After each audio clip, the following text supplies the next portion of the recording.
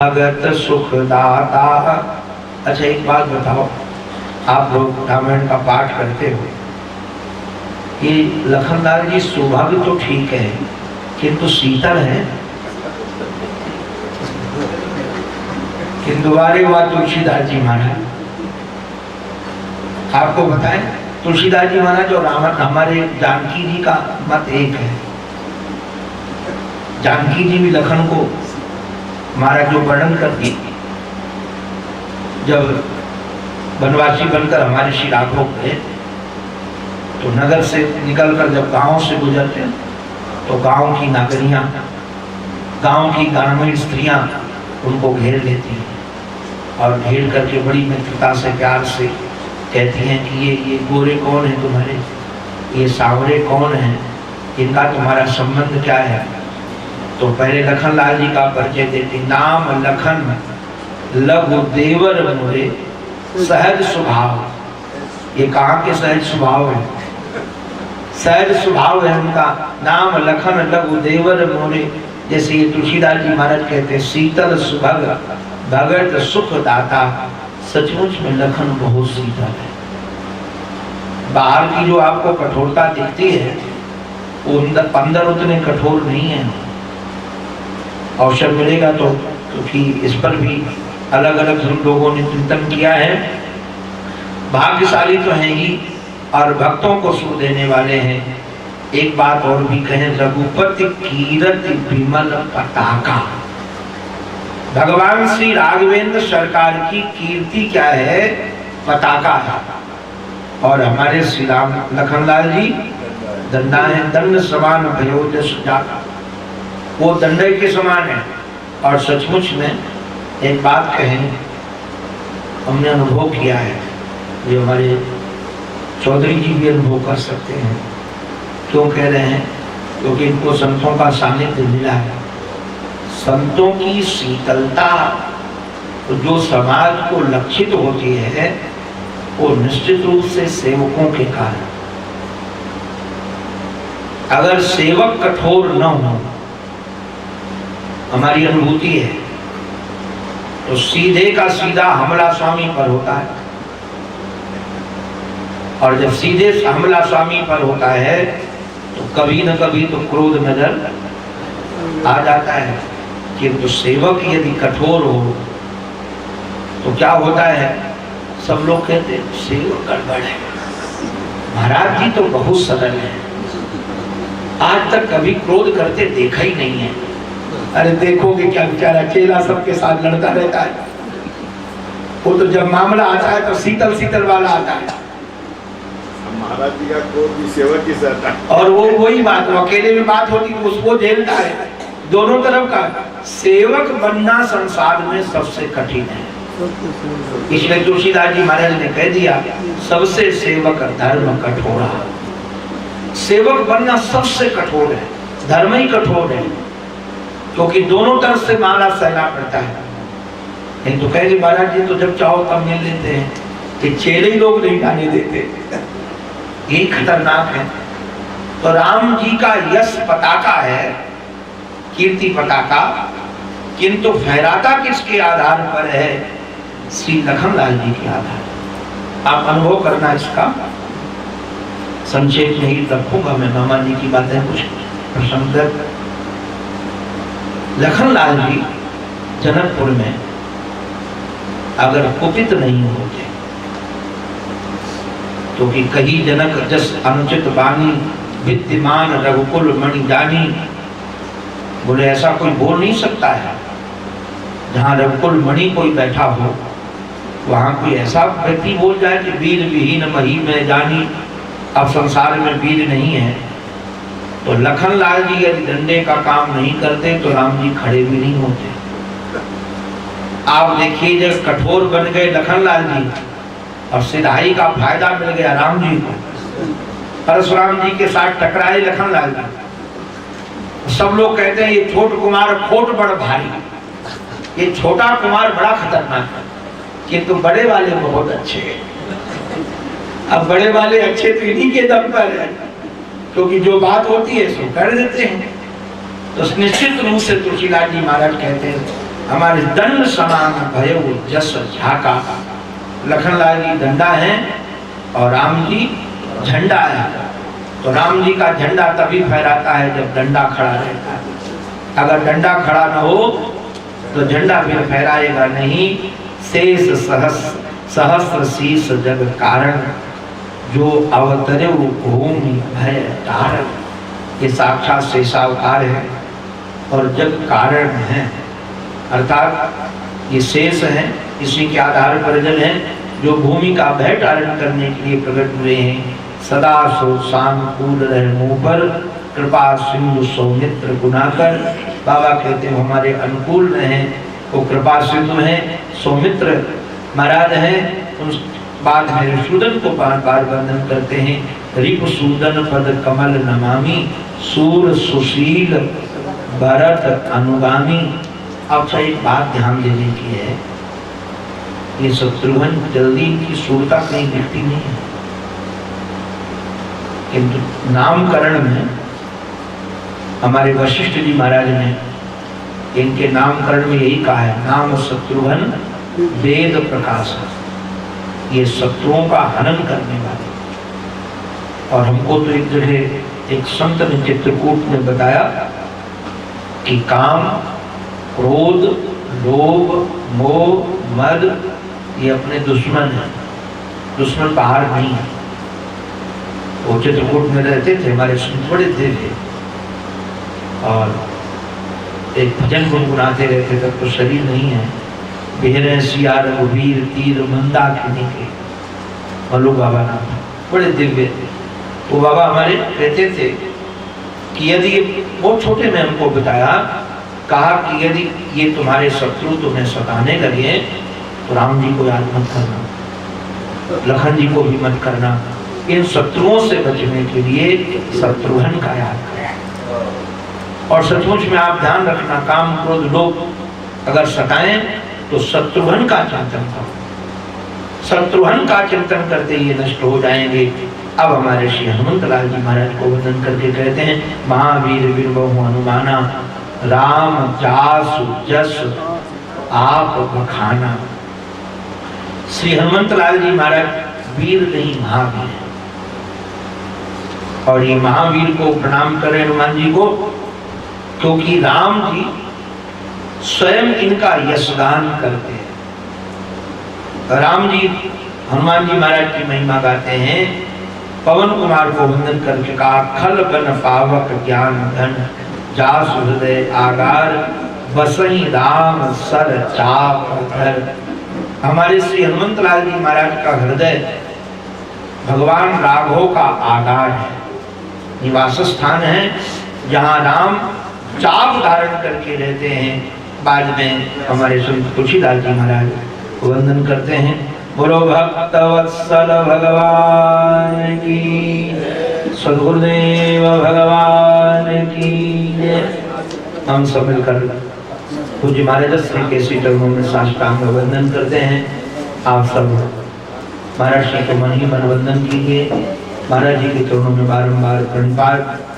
उनके हेतु करुणा है इस बालक पर, सहज प्रेम करते हैं पितृतुल्य। अभी हम सब एक भजन का आदर्श ले लेते हैं, तब तक महर्षि का पूजन होगा। 10-15 मिनट में अपनी बात रखूंगा, फिर महर्षि का आशीर्वचन हम सबको सुनने को मिलेगा। अभी महर्षि का पूजन होगा।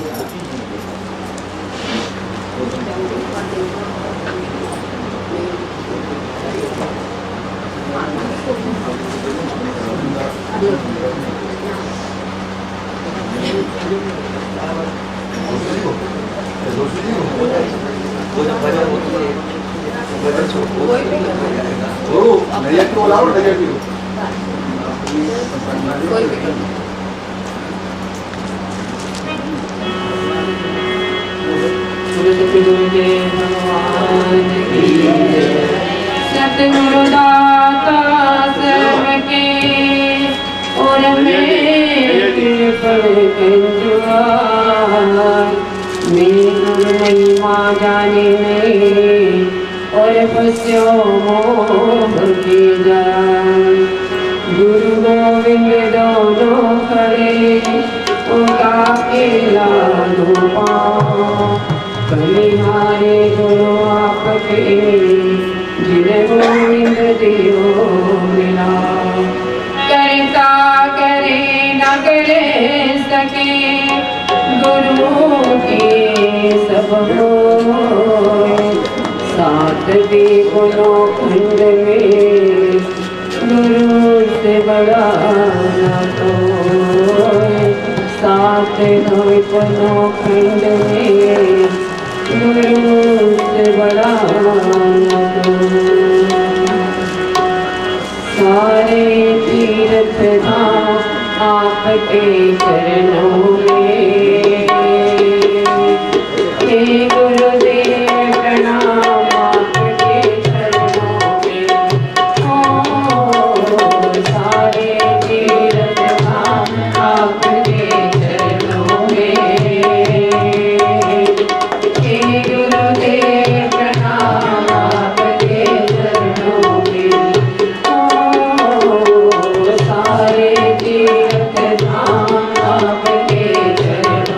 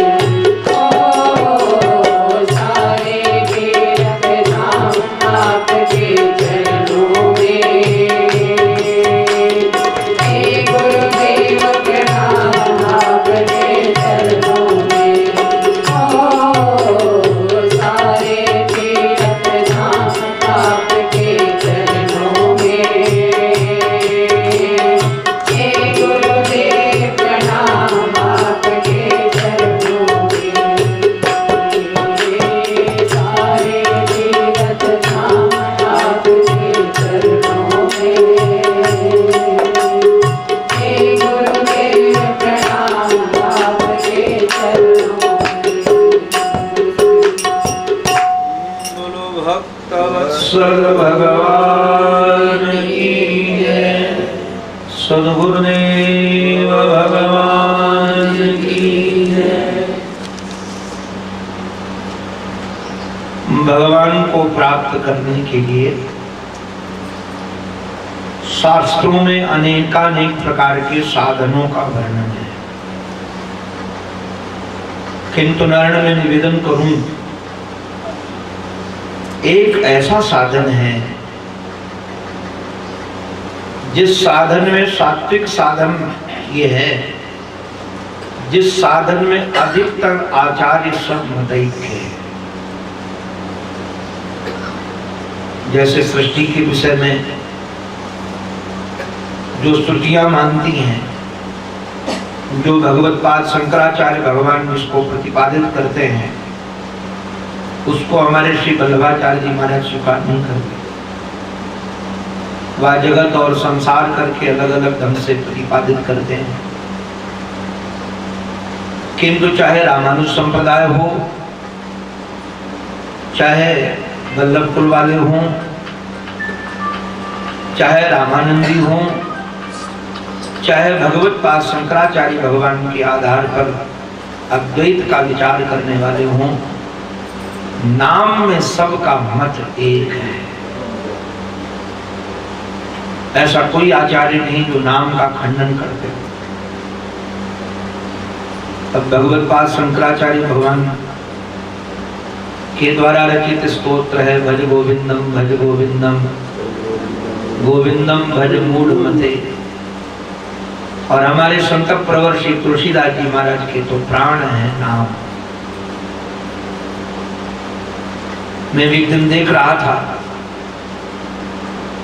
चाहे भगवान की स्तुति हो, चाहे गुरुदेव की स्तुति हो, चाहे साधकों की स्तुति हो, दुर्जनों की स्तुति हो, सज्जनों की स्तुति हो, उस स्तुति में कुछ सीमा रखी है। किंतु तुलसीदास जी महाराज ने 9 दोहों में नाम की महिमा गाई है और इतने अच्छे ढंग से उसको प्रस्तुत किया है। तुलसीदास जी महाराज कहते हैं, राम भगत हित नर तन उधारी।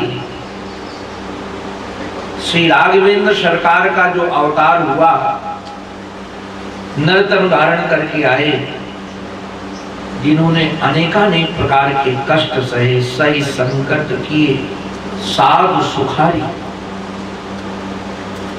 राघवेंद्र सरकार अवतार लेकर स्वयं संकट सहते हैं और साधुओं को सुखी बनाते हैं।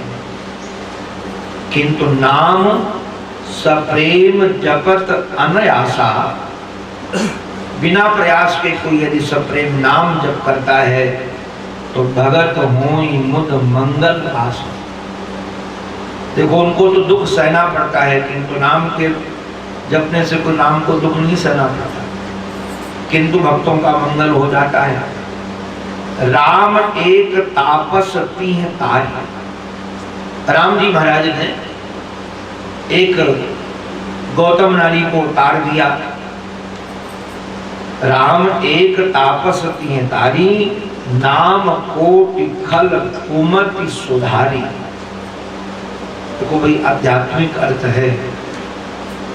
आध्यात्मिक अर्थ ये है, क्योंकि कथा के साथ साथ दर्शन होता ही है, दृष्टांत के साथ। हमारे आचार्यों ने गौतम की नारी को बुद्धि ही माना है। और हमारी बुद्धि जड़ कब होती है?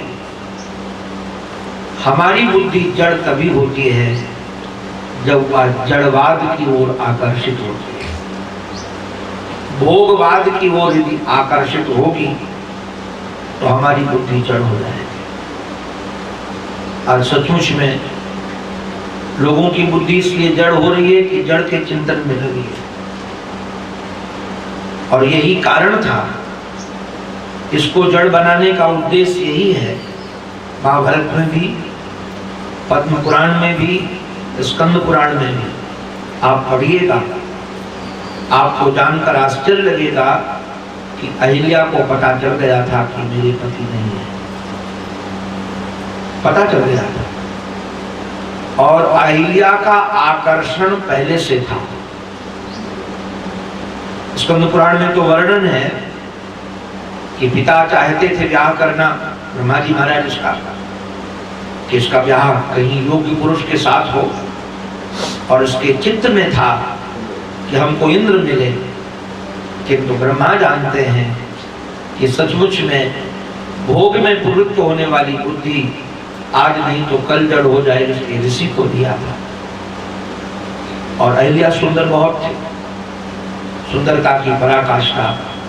बाबा हमारे कहते हैं राम जी ने तो एक महाराज की को तारा, किंतु विचार करने लायक ये है कि नाम कोटि खल कुमति सुधारी। ये खल कुमति, कुमति हमारी कुमति बुद्धि है, जो हमारी कुमति हो गई है, विषय में लगी हुई है। तो राम ने तो एक जड़ बनी हुई अहिल्या का उद्धार किया, किंतु भगवान नाम ने एक नहीं अनेक कोटि खल, महाराज एक नहीं नाम कोटि खल कुमति सुधारी, खलों की कुमति का उद्धार किया केवल नाम के आधार पर। ऋषिहित नाम सुखेत सुताकी, सहित सेन सुतकीन विवाकी, सहित दोष दुख दास दुरासा, दलहि नाम जिमि रवि निसिनासा, भंजहु राम आप भव चापू। हमारे श्री राघवेंद्र सरकार ने भगवान शंकर के चाप का खंडन किया, एक चाप तोड़ा, किंतु भव भय भंजन नाम प्रताप। महाराज भव ये संसार जो है ना, इसके भय का भंजन करने का काम नाम करता है। यदि आप भगवान का नाम जपने लगे तो फिर संसार का भय आपको नहीं रहेगा। नाम की बड़ी महिमा है। निश्चर निकर तले रघुनंदन, नाम सकल कल कलुष निकंदन। सचमुच में जैसे राघवेंद्र सरकार ने निशाचरों को मारा, ऐसे जो कली के कलुष हैं, कली के दोष हैं, उन दोषों को समाप्त करने का कोई साधन है तो नाम है। अगर आप नाम जपने लगे, इतना ही नहीं, सबरी गीत सुसेवकन सुगत दीन रघुनाथ। हमारे श्री रघुनाथ ने सबरी को, गीत को, इन सुसेवकों को भी सदगति दी, किंतु नाम उधारे अमित खल वेद विदित गुण का। नाम ने तो अनेक खलों का उद्धार किया, एक नहीं अनेक का। राम सुकंठ विभीषण दो, बाबा का वर्णन करने का ढंग देखिए। सुकंठ माने जिनका सुंदर कंठ हो, और सुंदर कंठ कौन है? बोले सुग्रीव। सुग्रीव माने सुंदर कंठ। तो सुग्रीव और विभीषण को महाराज राम ने अपना राखे शरण जान सबको, इन दोनों को महाराज अपनी शरण में रखा। किंतु नाम गरीब अनेक निवाजे, लोक वेद वर विरिद विराजे, राम भालु कपि कटक बटोरा। राम जी महाराज ने भालू और बंदरों को इकट्ठा किया। सेतु बना करके बनाने में उन्होंने श्रम थोड़ा नहीं किया, प्रचुर पुरुषार्थ किया, तब कहीं जाकर समुद्र में एक सेतु बन सका। किंतु नाम लेत भव सिंधु सुखाही। अगर आप भगवान का नाम ले लो तो पुल बनाने की जरूरत ही नहीं पड़ेगी। नाम लेते ही महाराज भव सिंधु सूख जाएगा, और भव सिंधु सूख जाएगा तो उसमें निकलने में कोई दिक्कत नहीं। इसलिए करहु विचार सुजन मन माही, सेवक सुमिरत नाम फतीति, बिनु श्रम प्रबल मोह दल जीती। जो नाम सुमिरन करता है निश्चित रूप से मोह का जो दल है वह सब निवृत्त हो जाता है बिना श्रम के। बाद में कहा कि नाम प्रसाद शंभु अविनाशी। भगवान शंभु नाम के कारण पवित्र है। अगर शंभु में नाम न हो तो साधु अमंगल। उनका साज क्या है? साज में कोई मंगल दिखता है? गले में मुंडों की माला पड़ी। अब जरा विचार करो, सर्प लपटे हुए हैं, कोई श्रृंगार उनका बहुत सुंदर तो है नहीं। सर्प डाले हैं, बिच्छू डाले हैं, मुंडों की माला डाले हैं, किंतु तब भी मंगल के राशि हैं। भेष अमंगल है, साज अमंगल है, किंतु मंगल के राशि हैं। उसके पीछे कारण क्या है? उसके पीछे कारण यही है कि उनके जीवन में नाम है। सुख सनकादि सिद्ध मुनि जोगी, नाम प्रसाद ब्रह्म सुख भोगी।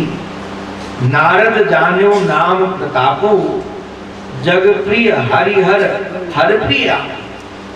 हमारे पूज्य पंडित जी महाराज श्री रामचंद्र उपाध्याय जी महाराज एक बहुत बढ़िया बात कहते थे।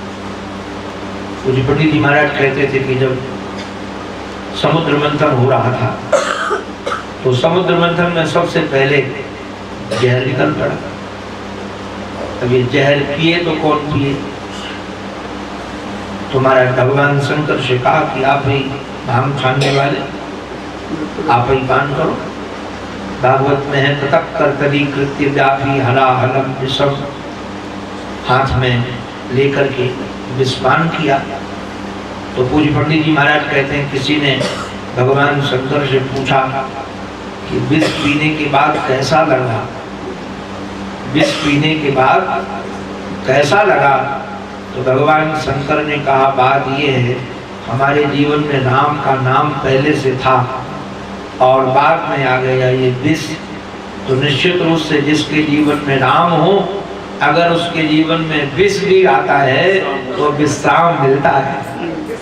याद रखना, विष मारने वाला है, किंतु राम के साथ राम के बाद आए तो विश्राम देने वाला हो जाता है। कुछ पंडित जी महाराज कहते हैं नाम जपत प्रभु कीन प्रसादु, भगत शिरोमणि भे प्रहलादु। प्रहलाद जी महाराज नाम जप के कारण भक्त शिरोमणि बन गए। अच्छा, ध्रुव जी महाराज ने, बाबा हमारे कहते सगलानि जप्यो, एक ग्लानि के सहित नाम जपा इन्होंने। क्यों? घर से निकाल दिया गया था, बाप ही ने हाथ निकाल दिया, माँ ने हाथ पकड़ करके कहा बाहर जा।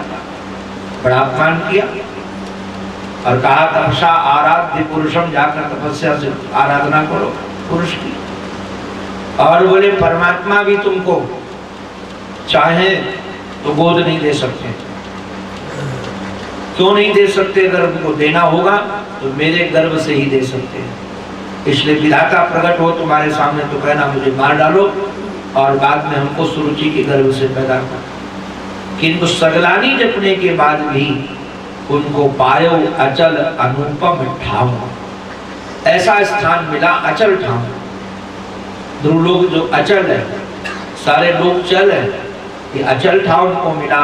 सुमिरि पवन सुत पावन नामो, पवन सुत ने नाम जपा तो अपने बस करी राखा, अपने बस में कर दिया। अजामिल ने महाराज पुकारा, गणिका ने पुकारा, गज ने पुकारा, ये सब नाम के प्रभाव से ही कर गए। कहों कहाँ लगी नाम बढ़ाई। बाबा हमारे कहते कहाँ तक बढ़ाई नाम की गाऊं, राम न सकही नाम गुण गाई। अगर राम जी से भी कहा जाए कि अपने नाम का गुण गाओ तो नहीं गा पाएंगे पूरा का पूरा। नाम राम को कल्प तरु, कलि कल्याण निवासु, जो सुमिरत भयो भागते, तुलसी तुलसीदास। वाह, नाम तो कल्प तरु है और इस कलयुग में तो निश्चित रूप से कल्याण का निवास स्थान है। यही तो कारण है कि जिस नाम के सुमिरन करने से, नाम तो तुलसी था, लोग तुलसिया तुलसिया कह के पुकारते थे, किंतु ये तुलसी तुलसीदास तुलसी बन गया। कैसे बन गया? जैसे ठाकुर जी महाराज, मैं तो अब कई बार लोगों को कहता हूँ कि जैसे ठाकुर जी का भोग लगाओ ना और उसमें तुलसी दल न पधराओ तो ठाकुर जी भोग स्वीकार नहीं करेंगे। ऐसे ही यदि प्रवचन का भोग लगाना हो हमने सुना है, चाहे ब्रह्म सूत्र का कोई प्रवचन कर रहा हो, उपनिषदों का कर रहा हो, गीता का कर रहा हो, पुराणों का कर रहा हो, आप देखना अगर 1 घंटा प्रवचन करेगा तो निश्चित रूप से कहीं न कहीं तुलसीदास जी महाराज का तुलसी दल डाल ही देगा, कहीं न कहीं प्रमाण से मिल जाएगा। माया का स्वरूप वर्णन करे तो गो गोचर जहाँ रघुमन जाई, तुरंत कहीं न कहीं तुलसीदास जी महाराज का दल पड़ी जाता है उसमें। तो ये केवल नाम के प्रभाव से हुआ। वैसे तो चारों युग में नाम की महिमा है, किंतु कलयुग में तो कलि केवल मन मूल मलिना, पाप पयोनिधि जन मन मीना। ये कलयुग तो महाराज ये पाप का पयोनिधि है, और हमारा जन लोगों का जो मन है वो मीन है। जैसे मछली समुद्र में महाराज जल में जाना चाहती, वैसे हमारा मन विषय उन्मुख होता रहता है, पाप की ओर दौड़ता रहता है। अगर हमको नाम का सहारा मिल जाए, राम नाम नरकेसरी, नरकेसरी माने सिंह, नृसिंह भगवान, राम नाम नरकेसरी कनक कपिसु कलिकाल। बोले राम नाम जो है वो हमारे महाराज कौन है? नृसिंह भगवान।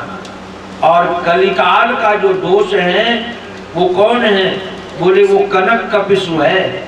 कनक कपिसु माने हिरण्यकश्यप, हिरण्य माने सोना है और कनक माने भी सोना है। अरे सोने की सैया जिसकी हो, ऐसा कनक कपिसु निश्चित रूप से महाराज कौन है? कलिकाल। कलिकाल है कनक कपिसु, और जो नाम है भगवान का वो नृसिंह है, और जापक जन प्रहलाद जी। जपने वाला कौन है? वो बोले प्रहलाद है। जैसे याद रखना प्रहलाद की रक्षा नृसिंह भगवान ने की, वैसे नाम जापक की रक्षा, नाम जो स्वयं नरकेसरी, राम ही नाम सब नरकेसरी है। ये नाम ही नरकेसरी बन करके जपने वाले की रक्षा करने वाला है। बाद में तो कहा भाय कुभाय अनक आलसहु, नाम जपत मंगल दिस दसहु। आप भाव से कुभाव से आलस्य से हमारी अवध में कथा रखी गई, और बिल्कुल कनक भवन के सामने। तो पहले तो सब हमारे वैष्णवजन जानते थे कि ये सन्यासी है, तो सोचते थे मायावादी। पता नहीं लोग हमको मायावादी क्यों कहते हैं? हम लोग हैं तो ब्रह्मवादी, हम लोग तो मायावादी है ही नहीं। किंतु ब्रह्मवादी को हम लोग तो ब्रह्म की चर्चा करते हैं, माया का तो निषेध वैसे ही करते हैं। हम लोग मायावादी नहीं है, किंतु पता नहीं इनको हम लोगों को मायावादी कह के क्या आनंद आता है, तो कहते तो ये मायावादी है। फिर बाद में सुना तो महाराज जी के कारण भक्ति का प्रतिपादन करता ही हूँ। तो 2000 संत लगभग कथा सुनते थे, 2000, और सन्मुख बैठ करके सब वैष्णव बड़ा आनंद दिया। एक सज्जन ने हमको एक दक्षिणा दी, जो आज तक उस दक्षिणा को मैं कभी नहीं भूलता। अवध का चित्रकार, उनके कई चित्र अपने गीता प्रश्न में भी प्रकाशित हुए हैं, बहुत दिव्य चित्रकार है अवध का। तो एक ठाकुर जी का चित्र लेकर आया, अपने हाथ का बना हुआ, और हमको अपने हाथ से लिख करके भगवान नाम की महिमा जहाँ जहाँ तुलसीदास जी महाराज ने गाई अपने 12 ग्रंथों में, वो और पुराणों में भी खोज खोज करके ला करके हमको दिया, और कहा मैं यही आपको दक्षिणा दे रहा हूँ। बहुत कृपा से, गुरुजनों के अनुग्रह से मैंने सभी को याद किया। उसमें एक पद बहुत बढ़िया है, हमको बहुत प्रिय है वो पद। वैसे तो कहते हैं तुलसीदास जी महाराज की अंतिम रचना है, उन्होंने कहा कि अंतिम रचना उनकी है, बाद में रचना नहीं की, किंतु बहुत प्यारा है। भगवान नाम की महिमा का गुणगान गाने वाला पद है। अल्प तो अवध जीव तामे बहु सोच पोच, करीबे को कहा कहा कीजिए। बाबा हमारे कहते हैं आयु तो बहुत कम है। अल्प तो अवध जीव तामे बहु सोच पोच, इसमें भी बहुत कुछ है, क्या करूं क्या न करूं। अल्प तो अवध दीव तामे बहु सोच पोच, गरीबे को कहा कहा कीजिए। पार ना पुराणन को, वेदहू को अंत नाही। गीता पक्ष वालों ने लगभग पुराण निकाल ही दिए। हमको तो लगता है कि एक पुराण को सही ढंग से पढ़ने के लिए करना चाहिए। ऐसे पन्ना पलट देना तो अलग बात है, किंतु एक एक पद को समझते हुए, हम तो 25 साल से भागवत पढ़ रहे, अभी हम पढ़ नहीं पाए।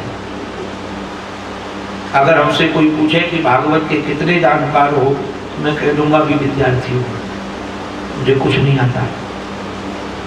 28 साल हो गए लगभग, यहाँ से गए तब से यही काम कर रहे हैं, वहाँ भागवत पढ़ रहे हैं, सुना रहे हैं, किंतु मैं उसका जानकार नहीं हूँ। इतना गंभीर ग्रंथ है। ऐसे पुराण महाराज 18 पुराण, 18 उपपुराण, नाम ही याद करके रखना बड़ा कठिन है।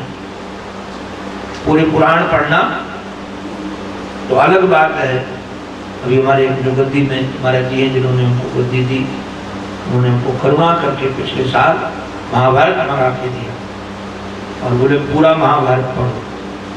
उनकी करुणा, हमको ग्रंथ मंगा के देते रहे। कभी पक्षपात रहित वो प्रकाश भेजेंगे, कभी ब्रह्म सूत्र किसी के भेजेंगे। वैसा नहीं, महाराज के ग्रंथ हम चलने लगते तो हमको पकड़ा देते, बोले कि कथा करना केवल नहीं सीखना, पढ़ो भी। तो महाभारत पढ़े तो अभी महाभारत में 5 खंड में पढ़ चुका हूँ और लगता है दोबारा पढ़ूं। बार बार लगाता हूँ, बार बार पढ़ता हूँ, तो लगता है इस जीवन में तो पूरा महाभारत मेरे बस का नहीं है। तो महाराज पार ना पुराणन को, वेदहू को अंत नाही। वाणी है अनेक रस कौन कौन नहीं। काव्य की कला अनंत, छंद को प्रबंध बहु। राग है रसीले, रस कौन कौन पीजिए। 100 बातन की बात एक, 100 बातन की बात एक। तुलसी बताए जात, जन्म जो सुधारा चहो तो राम नाम लीजिए। भर जन्म भव बीजा नाम, अर्जनम सुख संपदा। तरजनम यमदूता नाम, राम रामी गर्जनम। भूंजत भव के बीज को, भूंजत भव के बीज को, सींचत धन सुख धाम। डांटत यम के दूत को, इसलिए गरज कहो श्री राम। भगवान नाम की बहुत महिमा है। हमारे श्री तुलसीदास जी महाराज उस महिमा को गुनगुना रहे हैं। जो महिमा भी कुछ रह गई है, उसकी चर्चा हम कल करेंगे। कल कथा में प्रविष्ट हो जाएंगे निश्चित रूप से। याज्ञवल्क्य महात्मा भरद्वाज जी को कैसे कथा सुनाते हैं, याज्ञवल्क्य और भरद्वाज जी की मुलाकात कहाँ हुई, और श्री भरद्वाज जी महाराज ने कैसे प्रश्न पूछा है, इसकी चर्चा। और राम जन्म के हेतु अनेका, भगवान के जन्म की एक हेतु नहीं, अनेक हेतु हैं, उसकी चर्चा अब कल से प्रारंभ हो जाएगी। अभी हम पूज्य महाराज श्री के श्री चरणारविंदों में प्रार्थना करेंगे कि वह हमको आशीर्वचन दें। महाराज जी का अनुग्रह इस बालक पर बहुत छोटे से है और अभी उतना ही स्नेह है। हमारे जीवन की सबसे बड़ी कमाई है इन संतों का अनुग्रह। हम कभी जब गुरुदेव का प्रेम देखता हूँ तो हृदय भर आता है। अभी तो महाराज जी ने कहा आने के एक दिन पहले हमको सूचना दिया करो कि मैं यहाँ आ रहा हूँ, और अधिकार के साथ। तो महाराज जी का अनुग्रह इस बालक के ऊपर। महाराज जी को मैं बारंबार श्री चरणों में वंदन करता हूँ। आप सब महाराज श्री से परिचित हैं, इसलिए मैं परिचय क्या दूँ आपको, आप मेरे से ज़्यादा जानते हैं महाराज जी को। मैं बारंबार श्री चरणों में वंदन करके प्रार्थना करता हूँ वह हम सबको आशीर्वचन दें। पूज्य महाराज श्री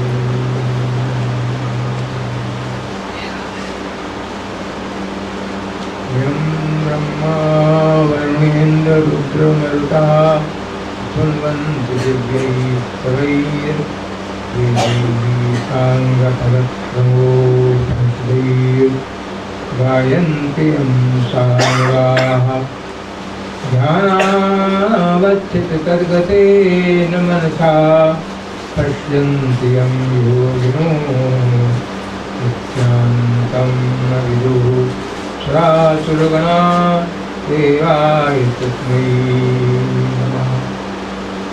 यं प्रव्रजन्तमनुपेतमपेतकृत्यं द्वैपायनो विरहकातर्वाजुहाव पुत्रेति तन्मयतया तर्वो विनेदुः तं सर्वभूतहृदयं मुनिमानतोऽस्मि।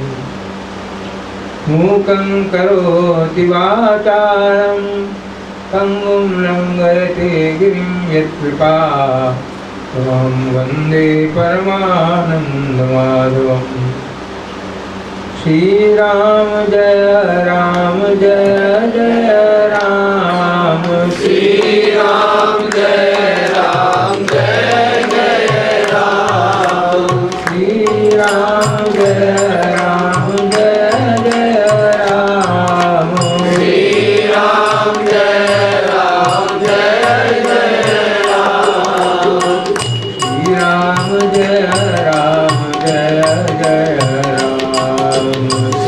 श्रीराम जय राम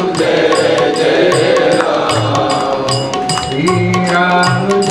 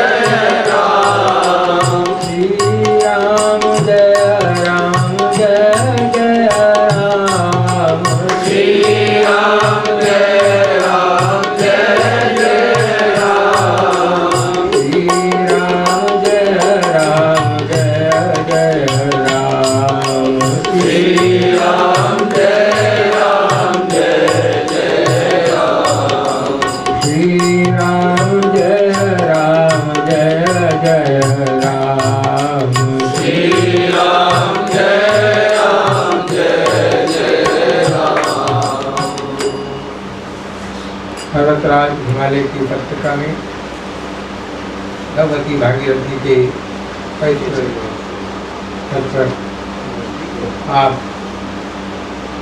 राम कथा, श्रीमद् भागवत की कथा, ये सब कथाएं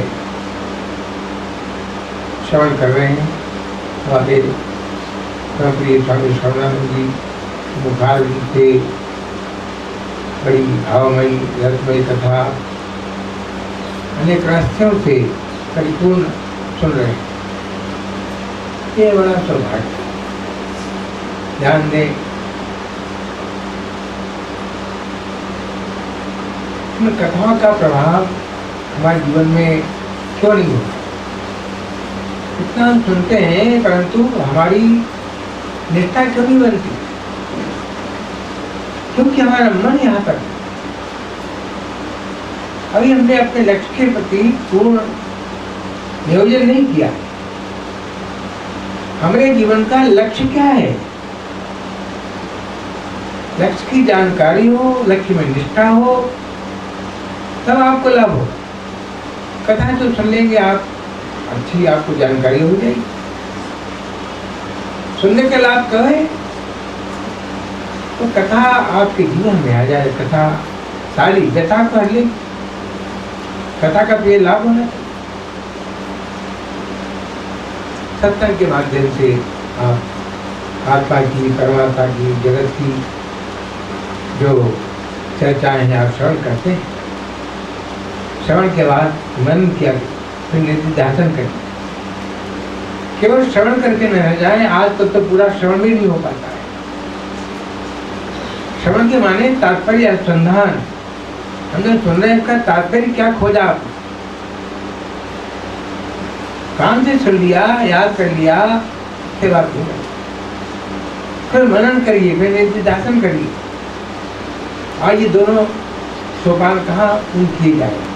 हम पूरे मनन नहीं करते, निधिध्यासन नहीं करते। निधिध्यासन जगत का हो रहा है, विनाशी जगत, बदलने वाला जगत, क्षण परिणामी जगत।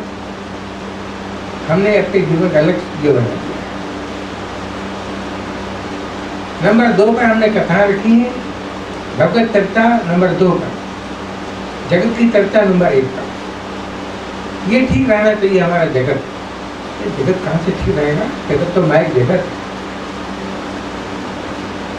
जगत की जगह ठीक हुआ है तो माया में जगत की ठीक होने का क्या? इसलिए लक्ष्य पर ध्यान रखना। महाभारत आप जानते हैं, ये महाभारत जो है ये पंचम वेद कहलाता है। भारतम पंचमो वेदा। 4 वेद आप नाम सुनते हैं, ऋग्वेद, सामवेद आदि। भारत पंचम वेद है। क्यों पंचम वेद कहा इसको? सारे वेदों में जो कुछ कहा गया महाभारत में, और इसके अतिरिक्त जो कुछ शेर बचा है वो भी महाभारत। ये पंचम वेद है। और पंचम वेद महाभारत में घोषणा की, पितामह विष्णु ने घोषणा की। जानते हैं क्या घोषणा की? सुनते बहुत बार, लेकिन आप चिंता नहीं, मनन नहीं करते। कहते हैं न मानुषात् श्रेष्ठतरम किंचित। दुनिया में सबसे श्रेष्ठ मानव शरीर, इससे श्रेष्ठ और कुछ नहीं। संकेत करता, ये वाक्य संकेत करता है बीज में वृक्ष होने की संभावना है। सबके अंदर वो बीज है, चाहे वो बीज सारे जगत में, चराचर जगत में जो परमात्मा व्याप्त है, विशावास में और बीजों परिपूर्ण सदा, सब में परिपूर्ण बीज है। बीज, प्रत्येक बीज पूर्ण वृक्ष बन सकता है, उसमें संभावना है। आप बीज बन के न रह जाएंगे, जीवन नष्ट हो जाएगा, बहुत चला गया, अब मत जाने दीजिए। हमारा शरीर अपने भीतर अपनों को पहचाने, अपने बीजक को पहचाने। भगवान श्री कृष्ण ने कहा बीजम माम सर्वभूतानाम विद्धि पार्थ सनातनम। सनातन बीज आपके अंदर है विद्यमान। मरने की किसका मरण होता है? सत्संग के माध्यम से आपको सोचना चाहिए।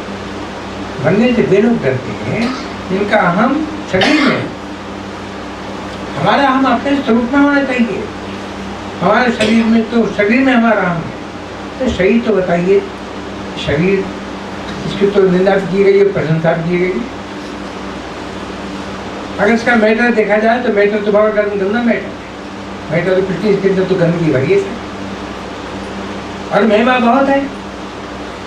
इसी के द्वारा हम अपने परम लक्ष्य को पा सकते हैं। वो परमात्मा तत्व जगत सबका कारण है, महाकारण, वो जो हमारे अंदर विद्यमान है, तो इसी जीवन में पा सकते हैं। मानव शरीर का एकमात्र उद्देश्य है।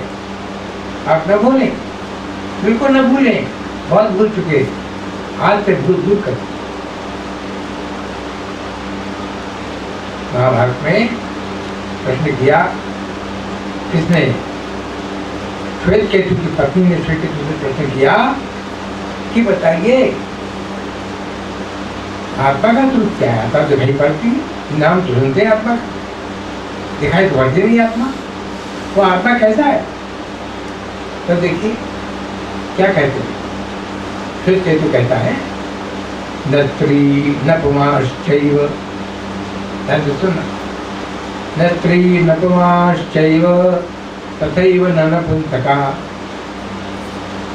दुनिया में 3 प्रकार से पहचान होती है, स्त्रीलिंग, पुल्लिंग, नपुंसकलिंग। आत्मा तो तीनों नहीं है, न स्त्री न पुरुष है न नपुंसक है। फिर कैसे पहचानो? आत्मा माने अपने मैं की पहचान, तो दूसरा नहीं आत्मा है, अपने मैं की पहचान करनी है। यहाँ पर इधर हमारा ध्यान नहीं है, हमारा ध्यान तो बाहर की दुनिया पर है। कितना तुम्हारी दुनिया हर एक की ऐसी रह जाती है, पश्चाताप करना पड़ेगा।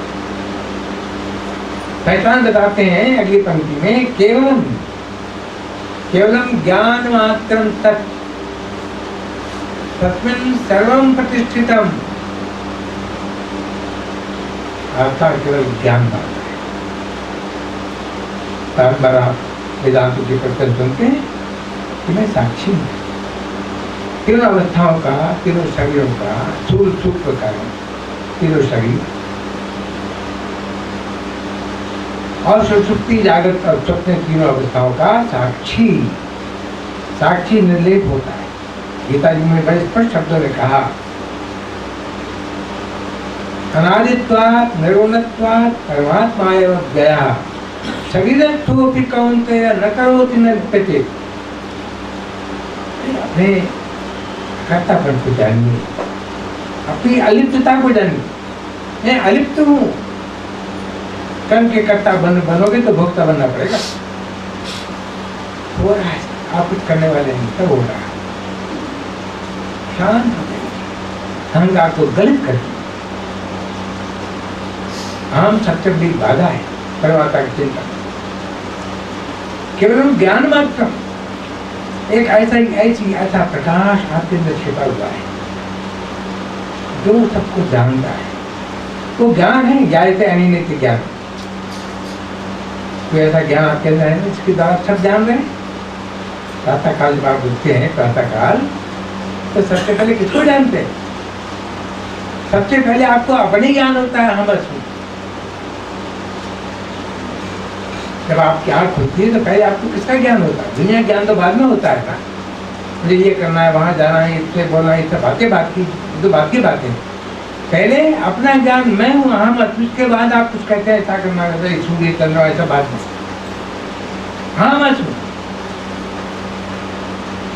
ज्ञान एक, ज्ञान अखंड एक सीता, तो अखंड ज्ञान मृत्यु का भी साक्षी है। किसकी मृत्यु? आप से डरते हैं, सोचना तो चाहिए ना, किसकी मृत्यु होती है? अरे भाई, मृत्यु इसका जन्म होता है, उसकी मृत्यु होती है। आप तो जन्म मृत्यु के साक्षी हैं। आपका जन्म कैसे हो सकता है? आप जन्म मृत्यु के साक्षी हैं। इसीलिए एक सुकरात हुआ, उसने उसको लोगों ने विष पिला दिया। वो उसने अपनी आत्मा का ज्ञान प्राप्त कर दिया। वो निश्चय हो गया था, ये सब दृश्य मिथ्या है, मैं सबका देखे। तीनों शरीर में क्रियाएं हो रही हैं, सबका साक्षी, श्वास का भी साक्षी, सूक्ष्म शरीर का साक्षी, स्थूल शरीर का साक्षी और सर्व साक्षी। ये आत्मा सर्व साक्षी, आत्मा को सर्व साक्षी का है। और ध्यान देना, आत्मा को गीता जी में नित्या सर्वगता स्थाणु, सर्वगत कहा। आत्मा सर्वगत, आत्मा को विभू कहा। एक ही वही भूतात्मा भूते भूते प्रतिष्ठिता। आत्मा एक ही आत्मा सब में विद्यमान। एक ही वही भूतात्मा भूते भूते प्रतिष्ठिता। एकदा बहुधा चैव तिष्ठते जल चंद्र। सबको आकाश में एक चंद्रमा होता है और जल चंद्र अनेक होते हैं। 1000 जगह अगर खड़ी भर रखे पानी के, तो 1000 घरों में आपको 1000 चंद्रमा दिखाई पड़े। चंद्रमा तो एक है और प्रतिबिंब अनेक। अच्छा बताओ, प्रतिबिंब की अनेकता से चंद्रमा अनेक हो जाएगा? चंद्रमा तो एक ही रहेगा। एकदा बहुधा चैव, एक ही परमात्मा सब में दिखाई पड़ता है। ये आत्मा की चर्चा है गीता जी में। और भगवान ने 11वें श्लोक से, द्वितीय अध्याय के 11वें श्लोक से 30वें श्लोक तक केवल आत्म तत्व का ही वर्णन किया। किसी प्रकार से हमारी अहम शरीर से हट करके आत्मा में आ जाए अपने सुख में, इस बात का भगवान का संकेत है। अंत में कह दिया 30वें श्लोक में, देहि नित्यमवध्योऽयं देह सर्वस्य भारत। सबके देह में एक ही आत्मा है, सर्व में एक ही आत्मा।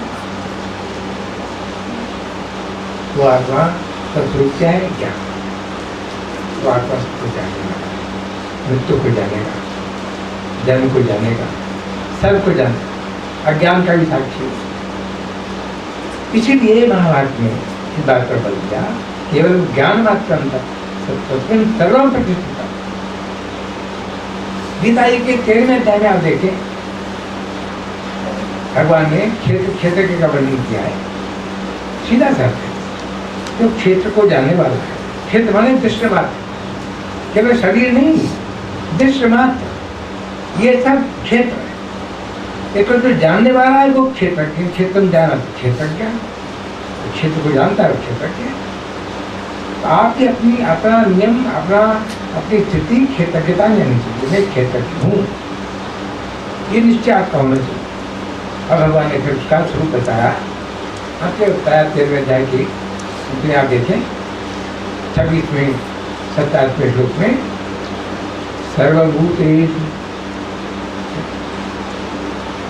सर्वभूतेषु 27वां श्लोक है, सारे भूतों में जो तिष्ठन्तम परमेश्वर, सारे भूतों में जो परमात्मा विराजमान है, तिष्ठन्तम परमेश्वर, यह पश्यति तथात्मानम्, जो उस परमात्मा को जानता है, इसको देखता है। सारे भूतों में समवस्थितम् ईश्वरम्, समान रूप से परमात्मा सब में समान रूप से विराजमान है। हरि व्यापक सर्वत्र समाना, जिसको मिलेगा पूरा ही मिलेगा, परमात्मा अधूरा नहीं मिलेगा। तिष्ठन्तम परमेश्वरम् समम सर्वेषु भूतेषु तिष्ठन्तम परमेश्वरम् यह पश्यति तथात्मानं, जो उसको देखता है ना, वास्तव में वही देखता है। आपका सारा ध्यान, क्योंकि आप सब वरिष्ठ हैं, आप सबकी अवस्थाएं, दुनिया को आपने बहुत देख लिया, अब इधर देख लीजिए। आज में अपने स्वरूप का चिंतन और भगवान का नाम जब आप इस दृष्टि से पढ़ेंगे कि मैं भगवान का नाम ले रहा हूँ, इसलिए मुझे भगवान के स्वरूप का दर्शन करा दें, तो नाम की महिमा से आपको भगवान का दर्शन होता है। भगवान कहते हैं अपनी दृष्टि को ठीक करो। ये बात और समझिए, आज लोग सृष्टि देखते हैं, सृष्टि बहुत देख ली आपने, सृष्टि को बदलने का प्रयास मत करिए, दृष्टि को बदलिए। ये दृष्टि बदलने वाली बात है, सृष्टि नहीं, दृष्टि बदलने वाली बात। समम सर्वेषु भूतेषु, सारा जगत चराचर जगत का भी है। समम सर्वेषु भूतेषु तिष्ठन्तम परमेश्वरम, तो परमेश्वर विराजमान है। फिर आत्मा शब्द दिया, उस आत्मा को जो व्यक्ति देखता है, यहाँ पश्यति स पश्यति। फिर क्या कहा, समम पश्यन्ति सर्वत्र समवस्थितम् ईश्वरम्, समवस्थितम् ईश्वरम्, समान रूप से अवस्थित जो परमात्मा है ना, को देखते हुए समम पश्यन्ति सर्वत्र। कपल क्या होगा, नहीं लगती आत्मनात्मा, आप दुर्गति नहीं होगी, तत्व याद होता है।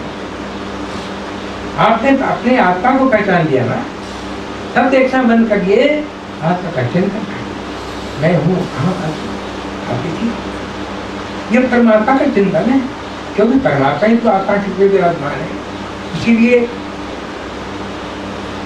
हमारे वेदों में अथर्ववेद की श्रुति छोटी सी है कि शरीरम ब्रह्म प्रविष्ट, ब्रह्म ने, परमात्मा ने शरीर बनाए, देखा शरीर तो निष्क्रिय पड़े हुए हैं, या क्या हो, इनमें चेष्टा आनी चाहिए, तो ब्रह्म ने स्वयं प्रवेश किया। शरीरम ब्रह्म प्राविशत, ब्रह्म ने शरीर में प्रवेश किया, सबके अंदर, जीवात्मा के अंदर भी, चराचर जगत में, सब में वही परमात्मा स्थित है, जो परमात्मा सब रूप में अवस्थित है, सब में समवस्थित ईश्वर या पश्चिम। फिर 30वें श्लोक में संकेत दिया, यदा भूत पृथक भावम, ये जो आपको अनेकता दिख रही है, अनेक शरीर, अनेक पहाड़, सब अनेकता अनेकता है क्या? यदा भूत पृथक भावम एकत्वम अनुपश्यति, जैसे छोटे से बीज में पीपल का वृक्ष बहुत बड़ा और बीज छोटा सा, बरगद का वृक्ष बहुत बड़ा विशाल और बीज बहुत छोटा सा, उसमें सारा वृक्ष बैठा, बीजे विस्तृत व्यवस्थित हो गया, ऊपर प्रकट हो गया। जनों इसी प्रकार से वो बीज है वही दिखाई पड़ा, उसी का ये ताकत, यही परमात्मा प्रकट। कि मैं कहा करता हूँ कि भगवान ने जब कहा, संकल्प किया ये कौन बहुत श्याम, तो भगवान ने क्या ये तरीका भी बनाऊं श्याम का, श्याम माने हो जाऊं। हम लोग लड्डू आटा बोले भगवान सृष्टि बनाई, तो नंबर 2 की बात नहीं, एक तो हम बहुत श्याम, मैं एक से अनेक हो जाऊं। अब बताइए इससे बड़ा प्रमाण क्या हो? दृष्टि बदलिए, अभी बदलिए, विलंब मत करिए। एक तो हम बहुत श्याम, अब देखिए इसका फल क्या होता है। यदा भूत पृथक भावम एकत्तम अनुपश्यति तथैव च विस्तारम ब्रह्म संपद्यते। आप देखिए आप अनंतता को प्राप्त हो जाएंगे, आप अनंत भी आपके अंदर विद्यमान है, आप अनंतता का अनुभव करने में अनंत सारे रोग शोक सब सारा दैत्य समाप्त हो जाएगा। केवल ईश्वर ही ईश्वर आपके जीवन में रहेगा, केवल आपको आत्मा का दर्शन ही होगा, निश्चित बात। कहना तो बहुत कुछ था, इस समय कुछ अल्प है, अगली बार कोई शब्द के साथ में विराम लेता हूँ। आप सबको धन्यवाद, आप सबके सेवा का अवसर भगवान ने दिया, हमारे शरणानंद जी ने प्रेरणा दी, तो आता है प्रतिवर्ष, इसलिए आप सबको धन्यवाद देते हुए मैं ग्रहण को ग्रहण देता हूँ। बोलिए सच्चिदानंद भगवान की जय।